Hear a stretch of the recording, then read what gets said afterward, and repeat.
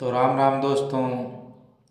यानी सरकार का जो मोटरसाइकिल गाड़ी बोलेरो वन बॉडी बड़ा साधन के बारे में सरकार नियम बना रखे भी कि जो मोटरसाइकिल के ऊपर दो ज़्यादा सवारी उनते पाने 1000 रुपया में चालान काट दी।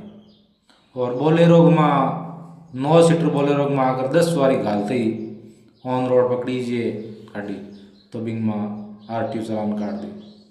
और जी बड़ी गाड़ियाँ यानी 10 टन या 20 टन जकी गाड़ी में पास है और बिंगा 25 टन जी माल घाल ले तो RTO चालान काट दे। ये सरकार नियम बना रखे।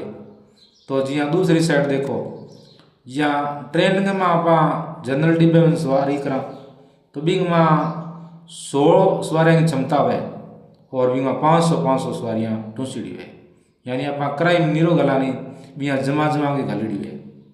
तो जन आए चलान क्यों को करे नहीं या बे नियम माने दिखे क्यों को नहीं कि भाई आप साइड तो नियम देखना चाहिए बने।